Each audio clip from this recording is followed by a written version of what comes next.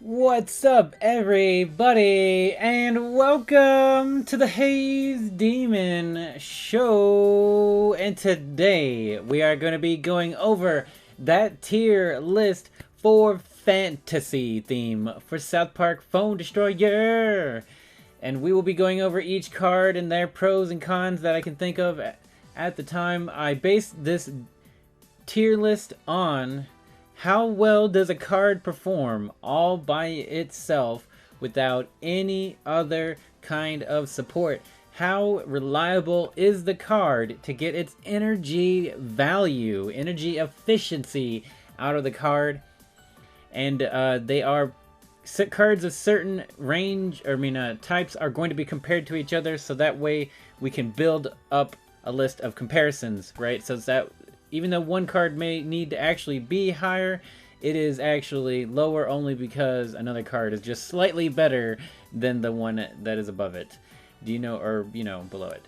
So anyway, also to mention that I have been in legendary ranking sort of near the top of ranks for over a year and a half. So there is a difference in cards that are used during the metas of a wooden or bronze or silver league. Even lower legendary has a slightly different meta. So this is just going off of my opinion and my experiences with every one of these cards. The first card here, without a doubt, it's gonna be Blood Elf Baby. We have her in the S category. She is a ranged common 3-cost unit. Whenever Blood Elf Baby kills an enemy, her max HP increases and she heals by 35 seconds. Heals by 35, not seconds. I don't know why I said seconds. She is very powerful in all game modes. Challenge mode, even modes that are not benefiting to her, she's going to be able to get the value out of her. For this 3-cost ranged unit, it is ridiculous. She has good attack, and every time she kills a unit, her health will go higher and become to the point of you can't even get rid of her with a lightning bolt or a Dwarf King Clyde. And whenever she is able to get to the point of taking the candy bar, the shockwave might not even be able to kill her. She all around just does everything she needs while only being a 3-cost unit. She is very good and she belongs in the S category. Up next we have Canadian Night Ike. We have him in the D category. He is a rare 3-cost assassin with a charged ability, increases his max health and fully heals him. This card is a lot about getting lucky enough that you can get his charge off multiple times and build him up to where he is unkillable. However, his attack is kind of slow. His range is a little bit odd. I think it's actually a little bit longer, but because of his slow attack compared to other assassins, he'll usually be killed before then. And then he relies on another one card in the game besides him. If maybe that other card that he relies on, which is Robin Tweak, if that card was more powerful, maybe this card would be higher up in general because it's guaranteed they would be together. However, this card by itself just doesn't seem to get the value out of it as much as some of the other assassins in this list. So he belongs in the D category. We kind of moved him around there. Let's fix that for a second. And check. So the next card is going to be Catapult Timmy. We have him in the B category. He is a 3-cost rare ranged unit. And he has a charged ability, launches filthy rats at the nearest enemy. He requires that you have an enemy to use his ability, so that is one slight downfall to him compared to another character. However, his very slow movement speed and very good attack damage for a 3-cost ranged unit makes him a very good card. The only reason why he is lower in the B category is because there's just 2 other ranged units are just slightly better than him. But he is a very good ranged unit. Lots of good attack, not as much health, I say, but I think he has more attack than Blood Elf Bebe does. It's just that she has more junk in the trunk, you know what I'm saying? So he is in the B category, a very good card still nonetheless. And we have a Chicken Coop in the B category also. It is a 4-cost totem pole epic card, and its ability is that it spawns a fresh cock every 5 seconds. And they did have an adjustment to this card that made it to where they spawned less. I think it used to spawn 12 chickens in total. Now it only spawns 10 chickens. This card is very good, but the chickens can't win the war all on their own. I mean, they can sometimes if they build up a bunch of them. It is a pretty reliable card to use as a stall card, similar to even Zen Cartman himself, but the fact of the matter is, it's a 4-cost unit that if you put it right on the field in an instant, you won't be able to defend, you know, from something that'll be attacked or whatever. It can still be a defensive item, however, again, it relies on the rest of your deck to be able to help push through, not just the chickens themselves. But the chickens are very good nonetheless. That is why they are in the B category. Next we have the epic spell card Cock Magic, which is in the S category. It is a 5-cost spell and transforms one random ally and or enemy into angry chickens. So the way this works is every time you level this card up, it increases the amount of units that randomly get turned into chickens. And so once you get it to level 4 is whenever you're going to gain the value out of this card. It will turn 4 units on the field up to 4. I mean, it is up to 4. It can do less than that if it has to, but 4 units into chickens. And if your opponent has 4 units on the field and you have none, you're gaining maximum value out of this card. Although you may end up having to spawn another unit like an assassin or a Towley or whatever for a unit to be able to kill the chickens that will be coming towards you. This card gains so much value because all you need, instead of 4 units, all you need is 1 unit that costs more than 5 energy, or 2 units that cost more than 5 energy, up to 6 energy or higher. They could have 2 units that are 3 cost each, and you get a +1 advantage. But where you're looking to get your maximum value out of this card is when somebody uses something like Grand Wizard Cartman, Pope Timmy, and then they have maybe another unit on the field, and they have 10 energy or more on the field, and you use Cock Magic, then you are getting a +5, and then whatever unit minus that you would have to use to defend. So if you were to use Program Stan, who is a 3-cost unit, you add it into it. So this would be 8 energy for their 10 or higher energy, giving you like a 2 energy advantage. Because you always want to count in the card that you have to use to defend, unless the chickens' levels are low enough that they don't affect your tower very much. But if they do damage your tower a lot, or you know they're going to, then it's better that you put a unit out to defend the chickens that you just spawned. Now, if you have a unit on the field and you hit all the other chickens, you have to add that in also, plus the unit that you defend with. So there is a lot of ways that you can lose value with this card if not played correctly. However, it gains so much energy value, and it also prevents your opponent from being able to push. It belongs easily in the S category. Up next, we have Dark Mage Craig, who we have in the D category. He is a 3-cost rare ranged unit with area damage. Warcry halves the enemy leader in attack for 5 seconds. So I guess the best way to use him is that you're pushing into your opponent, you spawn him, and it makes it to where any of the units standing by trying to defend and the NK can do less damage. However, a lot of the time you want to spawn ranged units all the way behind your new kid.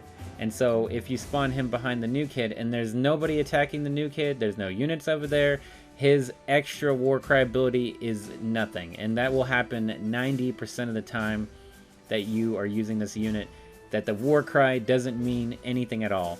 So then what's left is a 3-cost ranged unit that has AoE damage. The problem with this card is he doesn't scale well into the late game, and he doesn't do a significant amount of damage to warrant using him even with the AoE ability. So he ends up in the D category. not being able to do his job correctly or efficiently. Up next, we have Dragon Slayer Red, who we have in the S category. In all the other themes, I put only 2 units into the S category, but in this fantasy, we have 3 units worthy of being in the S category. This is Dragon Slayer Red, a legendary 4-cost warrior unit fighter with a war cry. Have the health and max health of enemies in a front, and then half their attack for 10 seconds. So she basically does 3 debuffs immediately when she spawns on the field. Her range is almost 3/4 of the distance from the midline all the way to the new kid. So units that are trying to defend the midline are most likely able to be affected.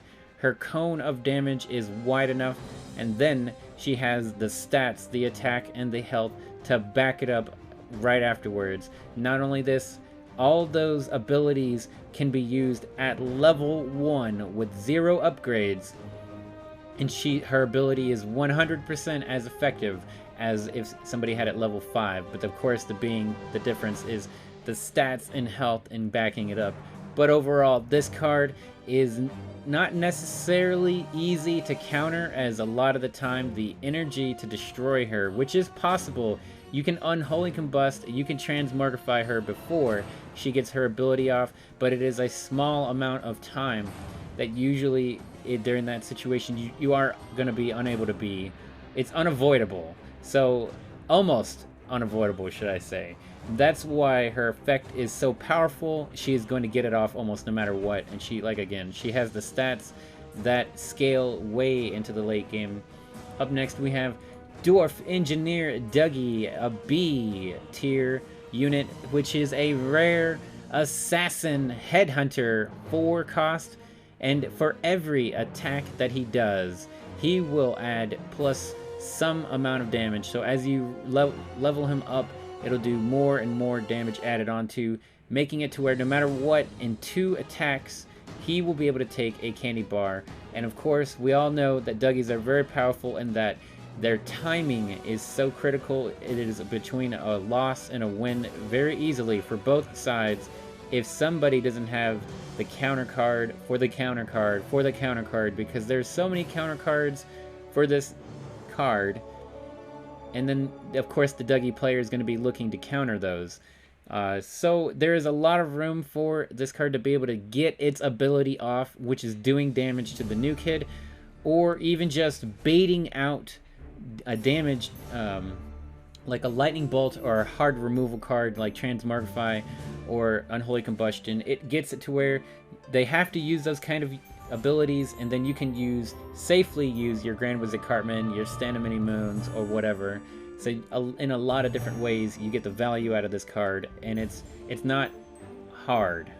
If it does get a shield, which we're just putting it on here, it doesn't make it, it would probably, if he was able to be shielded whenever he takes the first bar, it would easily put him in like a A category or S category, because at that point, if he is shielded, he will instantly take the bar with 1 more hit, as after hitting the new kid 2 times, his pumped up his attack dramatically. So this card can be very good comboed with, you know, a shield, of course.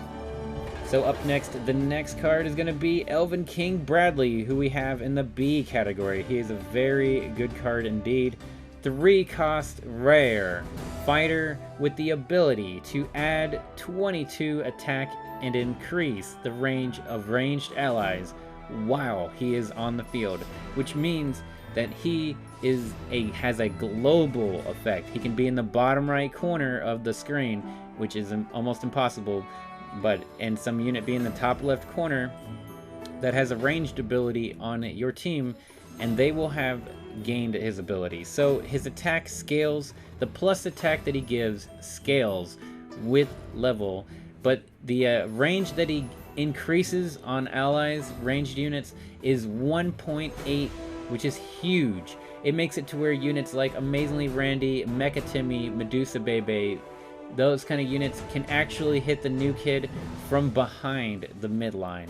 not including even Nathan, which could hit even farther than that, but not necessarily a good card. Just making an example. The thing is with this card, he could be a higher tier very easily, but he does require you to actually have ranged units on the field. So if he was just on the field by himself, his stats are okay. They're not amazing. So he can't really be put higher on the list if he was to be able to do his job by himself. But he does have decent stats. He's not a squishy character, so he can survive a few hits at level 6 or whatnot. So he's not too bad in that aspect, but he does require other units to boost off of. If you only have 3 energy and you're trying to defend in a hurry and you have to put him down, then he's not going to be able to do very good, as then his abilities are useless. But being that he has a very strong ability, he goes in the B category. Up next we have Dwarf King Clyde. We also have in the B category.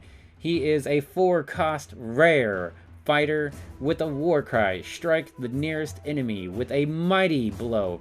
He is the equivalent of having a lightning bolt from the adventure theme in a body of a unit. And the only problem with him that could potentially have made him go higher on the list if it wasn't for these problems, there's a lot of times where he will be unable to do his war cry, be it from mind control or your opponent putting units in the way that block Dwarf King Clyde from being able to get to his target. He has ways of just canceling out his own ability and not being able to use it. It goes mid-run and then he'll just stop running. So he can have a lot of glitches, and they have fixed some of the glitches with this character. However, they are holding him back from being in a higher tier.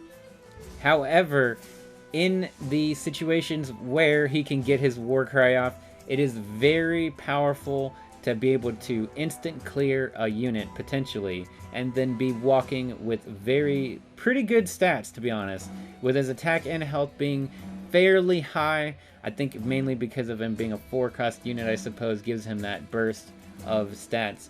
But his burst damage from his war cry, which he goes, "Ah!" then runs into him, is very good. It can change the tide of a battle very easily if used correctly, and there doesn't happen to be any bugs against him. Of course, your opponent can easily defend by lightning bolting Dwarf King Clyde, unholy combusting him or whatever, or mind controlling him. So there is ways to stop him from being able to use his ability pretty easily. Up next we have Grand Wizard Cartman. We have in the B category. He was going to be in the A category, however, his biggest flaw, before we even get into the unit, is that he requires you to play Pope Timmy. And any time that a unit requires you to depend on another unit, that lowers the value of the card. However, this card does easily belong in the A or the S category if you have Pope Timmy. He is a 6-cost legendary tank unit with a charged ability, Blast nearby enemies with super sweet magic.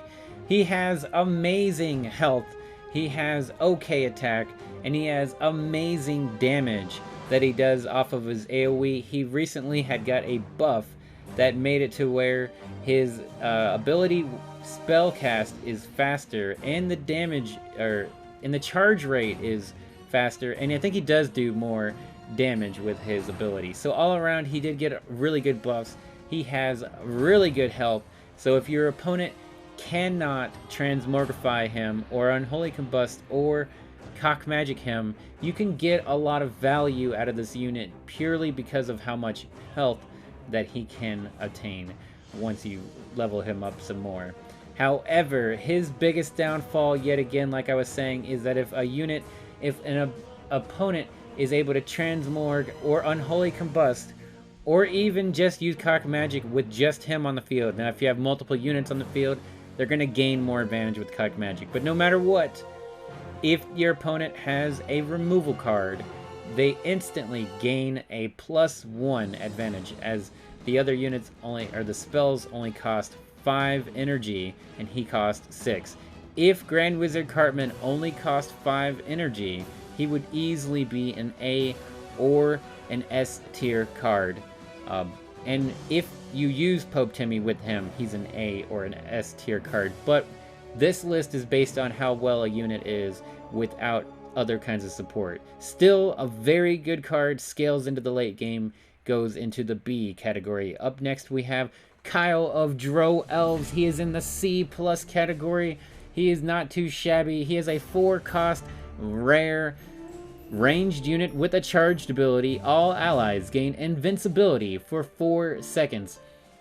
Being able to completely shield everybody on the field, including the new kid, except for himself, is vital to being able to win games, or even using a cheesy unit like Dougie or Mimsy or whatever. You know, you can shield everything on the field for a few seconds, allowing you to gain maximum value for this card. He actually can potentially bait out units like spells like Transmorgify or Lightning Bolt, so you can use other units. However, he doesn't have a lot of health and he doesn't have a lot of attack, so by himself he is actually pretty weak sauce and can be taken out fairly easy. But if you have the right units, he can do good. However, he's not as good as Catapult Timmy or Blood Elf Bebe, so he goes into the C+ category. Up next we have Labar Jimmy, who is also going to be in the B category. He is a 4-cost fighter with a common card with a war cry.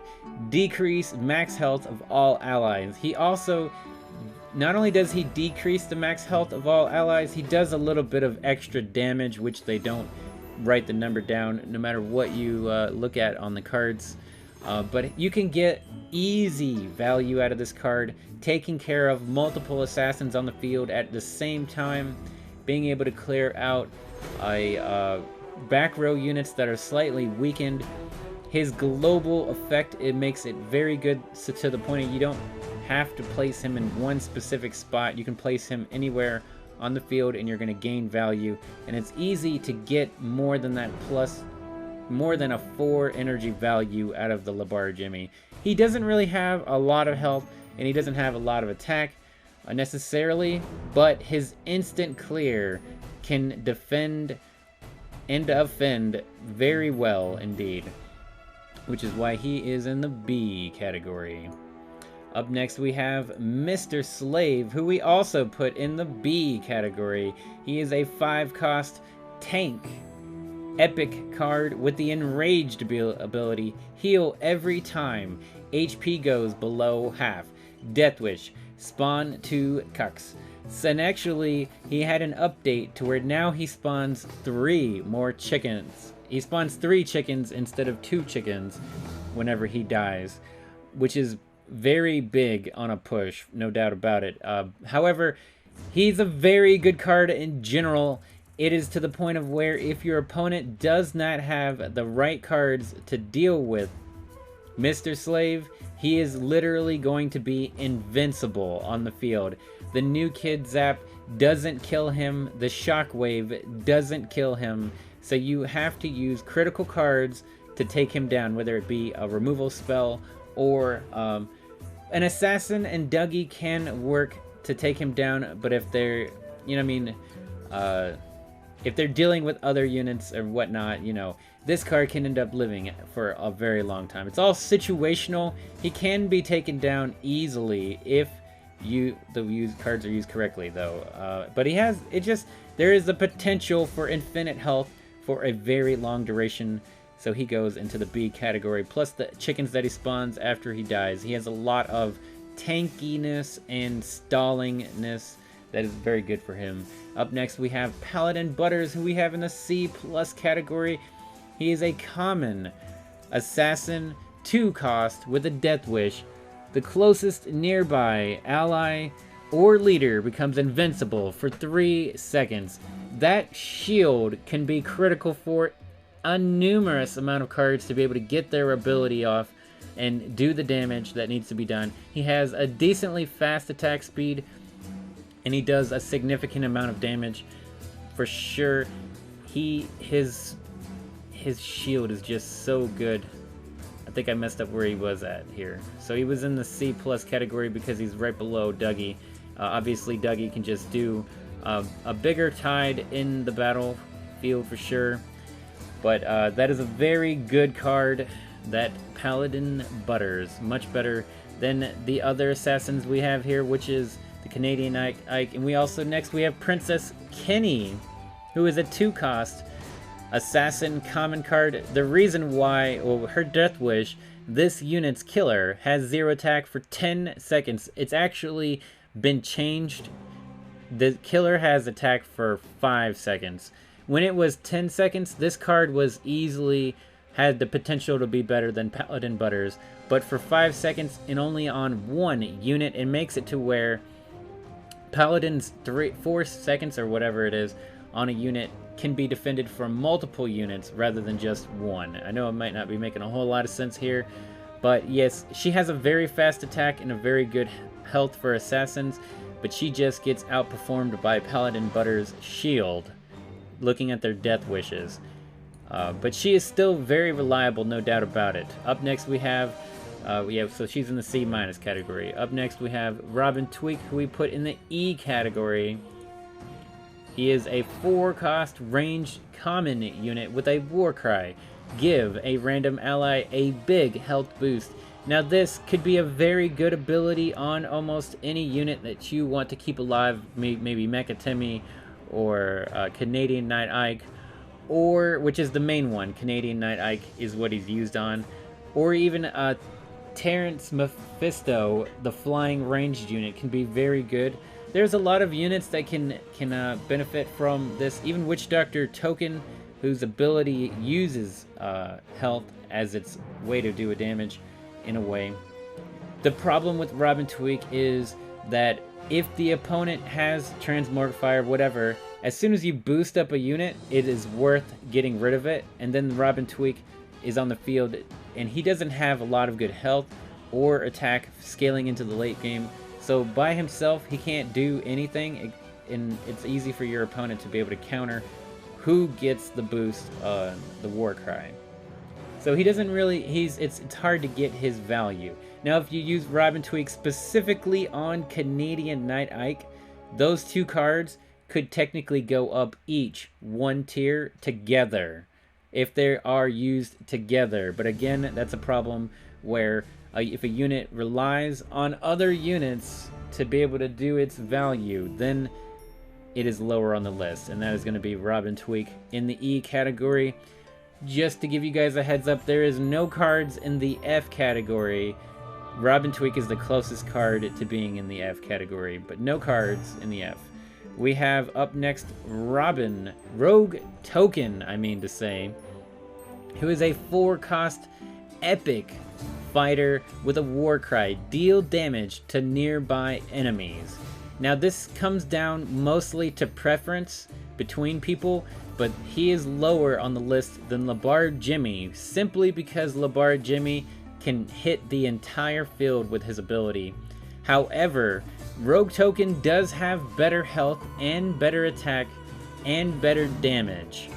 It's just that the damage is in a smaller, more predictable position, which makes it easier for your opponent to lightning bolt, unholy combust them, yada yada yada, because they can predict exactly where you're going to use your Rogue Token at, rather than, well, to a certain degree, the general area of where your Rogue Token is. And with it not being AoE global, it puts him lower on the list. However, again, this comes down to preference, and there may be people that would easily put him into the B category right next to Labard Jimmy, or to switch places with Labard Jimmy. But to me, I just think that Labard has a better chance of getting his value out of him than a Rogue Token. Up next, we have Shield Maiden Wendy, who is going to be in the A category. She is a 3-cost legendary fighter with a charged ability, becomes invincible for 3 seconds. She would be in the S category if it was not for Dragon Slayer outperforming her. However, don't let that shame her A+ position, as this 3-cost unit can literally carry the game all by herself, as her ability The timing that her shield lasts, it upgrades with level ups. She does a great amount of attack. She has a great amount of health. She scales way into the late game. She just overall performs very well for her job, and being able to shield herself can prevent so many possibilities of instant death on her. Being able to protect herself during a shockwave blast from the new kid so that she can actually keep going and doing more damage. It's just insane how much value you can get out of this card with that just shielding herself. But again, she doesn't get into the S category simply because Dragon Slayer outperforms her. But that A category, she might as well be in the A+ category. You know what I'm saying? So up next we have Stan the Great, who has had his time to shine a long time ago. He's a 3-cost common fighter with a charged ability. Reduces attack damage of all enemies for 5 seconds. I believe it's 5 seconds no matter what level he is, but the attack that he reduces is gained by the levels that he increases. He's actually not too shabby right now. He's actually better, I think, more in challenge mode than he used to be, as he had not too long ago got a buffs, but a long time ago he did get some big nerfs to his ability. So this card used to be really good in everybody's deck, even though I didn't run him. I was running Program Stan. His ability hits everybody on the field. It's actually still a pretty good ability. He just doesn't have the attack, and he doesn't have the health that scales into the late game.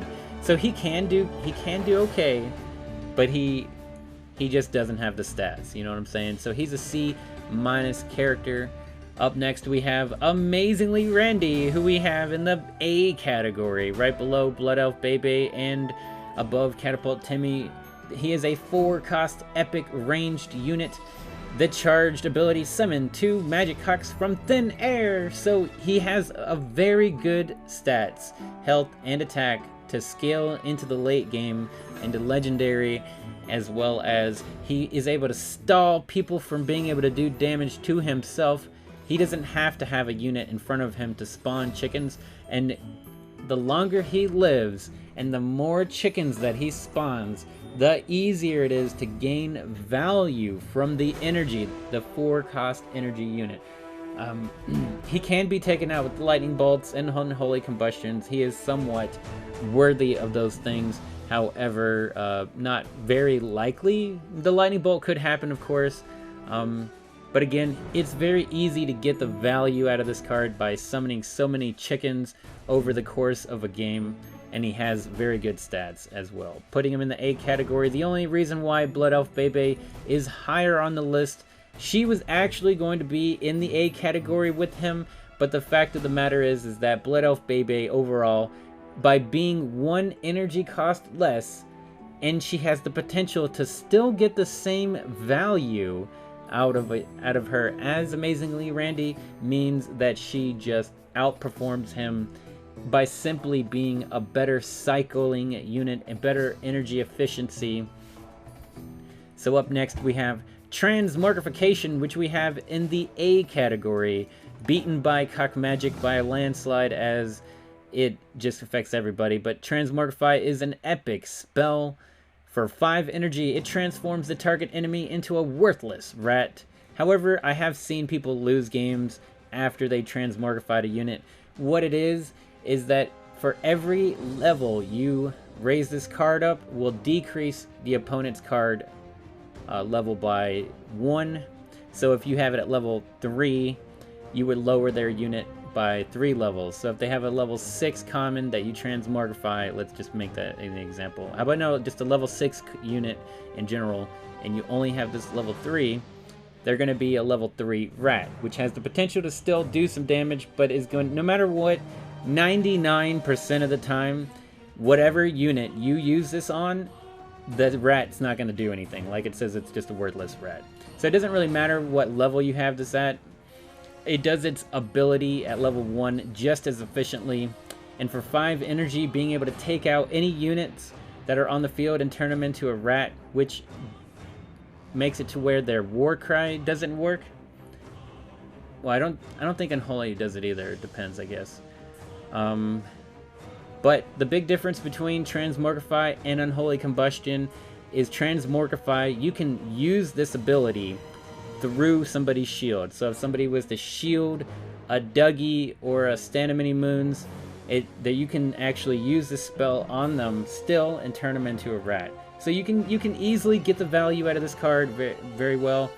It goes into the A category. Up next we have is the Underpants Gnomes, who we have in the D category, easily beaten by the other assassins. And like I said, maybe they could be in the C- category with Princess Kenny, but we're trying to make it show you guys where the difference is in between these cards. And you can actually almost get the same value out of them as you can Canadian Night Ike, since, again, Canadian requires other things than just going on the field and doing their effect. Let's go ahead and raise this out. They are a 2-cost rare assassin, and we'll have to actually go the other direction here. There we go. The 3 sneaky underwear collectors. So they get their value in that they're a very defensive unit.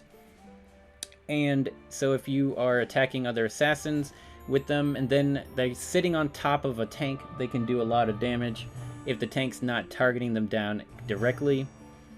They just have the problem of, unlike Princess Kenny and Paladin Butters or any regular assassin that's one unit, once they start to go towards the new kid, they instantly lose their value, as the zapper can take them out before they can even hit one time.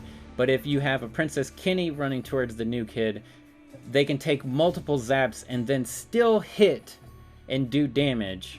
Maximum damage, by the way. But if 3 gnomes were to be going in by themselves, they get zapped down. Maybe one gnome makes it there, but now you are doing only 1/3 of the damage instead of doing full damage, like a Princess Kenny or Choir Boy Butters or whatever. So they lose their value in that they can't attack the new kid, in a sense, by themselves without losing value instantly. But they are very good for swarm decks, I suppose, and defending if used correctly. I actually was using them instead of rats, and the biggest reason that I used them was to defend against Cyborg Kenny so it would be, instead of using rats, you know, you can counter them for even less cost. But in the end, they just end up falling short of just not being as effective as one whole unit by themselves. And so they are in the D category, beaten by Princess Kenny and Paladin Butters. As much as I love Underpants Gnomes, they just can't compete as well as the other cards. We also have, finally, Witch Garrison, who is in the D category. He is a 4-cost rare unit with the charged ability slow down enemies in front of him for 10 seconds. His problem is that he needs to just hit all the units in a full circle around him. It's very easily to miss your ability, and then he doesn't really have that great of health or attack to back it up. So it means that he's actually better behind other units, supporting them and not taking direct hits a lot of the time. But for being a 4-cost rare fighter, he's not really worth the value, the energy value. There's a very good chance that you would just waste your energy on putting him onto the field. His health just doesn't really quite cut it. He needs more health, or he needs his ability to be better designed. But his ability hitting only in a 90-degree pivots, so like he can pivot to go to attack somebody, and then all of a sudden make it to where you're not hitting anybody with the ability. But the ability is not bad. I mean, the 10 seconds is actually pretty significant. It's just that he can't do it efficiently, and then his attack stats, his stats and health and whatnot just aren't as great. So the 4-cost ends up being a liability more than anything. So you can get more value out of even Stan the Great than you could Witch Garrison pretty easily. And that is going to be it, Lottie-Dottie, everybody. I hope you guys enjoyed the content here, as it does take a little while to get my sense and thoughts about everything before I do these. I hope this is a pretty good idea. I think Fantasy does have a lot of B class units for sure compared to the other ones, but the thing is that Mystical had a lot more A tier class cards, and a pretty even, should I say, between A and B, and then Fantasy's just more of a flat B. But they have some very strong cards indeed, and it's funny that they're the only theme that doesn't have an F category unit. There is no F category for these. You can get value in so many different ways. Even Robin Tweak, you know, you can still get value out of that to the point of it's not completely useless. You know what I'm saying? The cards in the F tier are the completely useless cards that you just can't get the value out of them. But anyway, I mean, maybe Dark Mage Craig, I feel bad for saying that, but I think you can still get more value out of Dark Mage Craig than Robin Tweak, just because of the AoE, and he doesn't rely on another unit. But yep, that is going to be it, guys. I hope you enjoyed the show, and if you did, make sure to leave a like and a subscribe and a comment down below. And I hope you guys have a wonderful day. Don't forget to bring a towel. Peace out. You wanna know how I got these scars? Shut up, Mimsy!